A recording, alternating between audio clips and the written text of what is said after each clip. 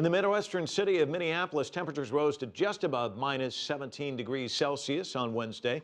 Although the U.S. city is known for its frigid temperatures, residents still felt the effect of this week's winter blast. CCTV's Sean Callebs joins us live from Minneapolis with more. Sean? Yeah, Mike, exactly. I think it all comes down to what you're comfortable with. For those of us outside this region, this is still pretty cold, despite the fact a lot of people here say this is the begin to the return to normalcy. Traffic is picking up on the streets of Minneapolis, and construction workers are once again seen braving the outside condition. Temperatures may only be in the single digits, but it's a lot better than minus 50 degrees Fahrenheit. Okay, I need to go outside to make sure it's exhausting properly. If there's one thing for sure, the sub-freezing cold made Seth Rowe among the most popular people in the city. We're in business. People love to see me. Yep, they are happy that I'm arriving, and they're even happier when I'm leaving and their house is warming up.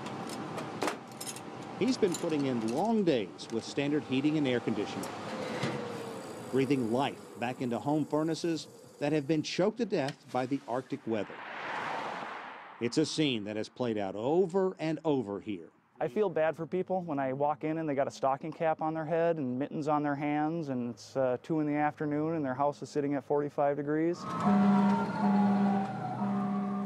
The Minneapolis Fire Department is working overtime as well, and they're seeing a lot of this. Water pipes burst in a downtown building, sending a steady stream rolling down steps. It's not a disaster, but it's going to be a big job to clean and get the building up and running again. As frozen pipes begin to thaw, residents better be prepared for nasty surprises. For sure, we're going to have a lot of pipes bursting.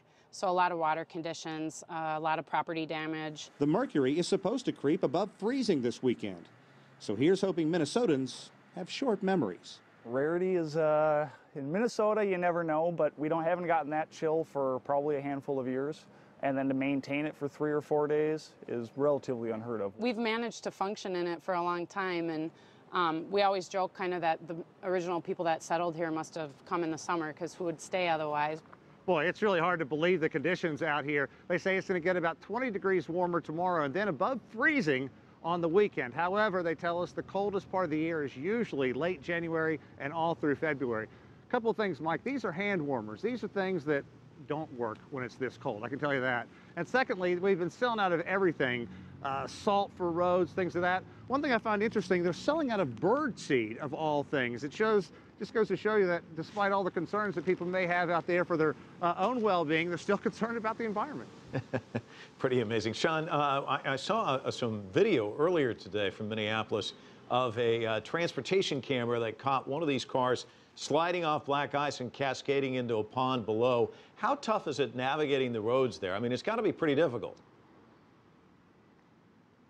You know, actually, I think you have to give huge props, great high marks to Minnesota's Department of Transportation, as well as the city of Minneapolis. Look, there's black ice out there. It was negative 60 the other day, negative 20 when we landed, negative 11 right now. But people are doing pretty well. We saw a couple of cars that had been pulled over because batteries simply die when it's this cold. But overall, these guys do great. Now compare that to Washington, D.C., when you get a steady downpour and 95 just locks up. So I'll let you figure that one out. All right, Sean Callebs, the guy there with the ruddy cheeks, happy to be reporting live in the chilly city of Minneapolis for us. Thank you.